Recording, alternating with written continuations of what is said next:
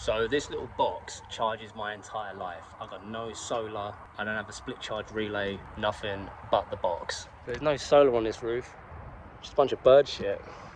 And that ain't gonna power my Jackery, no matter how potent it is. If you're trying to do van life on a budget, you'll definitely want to copy this method. So today I'll take you along my daily commute and show you how I nick, steal, or legally borrow electricity. All the electricity I need to power my life in this unconverted panel van. If you watched my last video, you know it's not converted.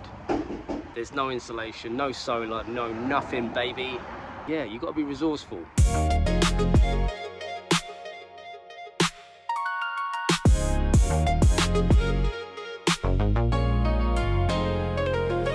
So while other van lifers are worried about cloudy skies and solar panels, my source of power is a little bit more reliable. It's my day job.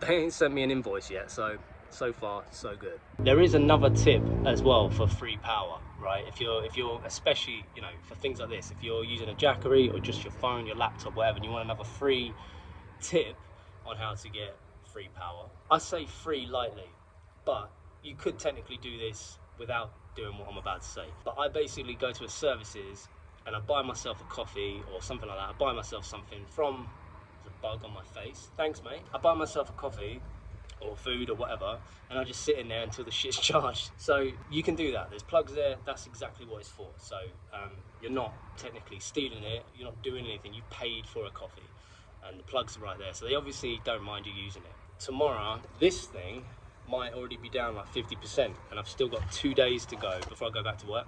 So I'll charge this on the way to the services. I'll use the facilities, buy myself a coffee, sit down with the laptop, edit. I'll be charging the MacBook, I'll be charging the Jackery, and I'll just sit there. Usually at a services for free, you usually get like 2 to 3 hours. Usually that does it.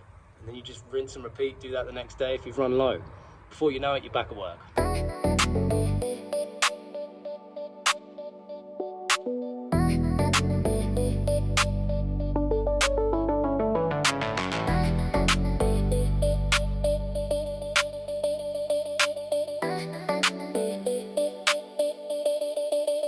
So, I finished work. What are we on?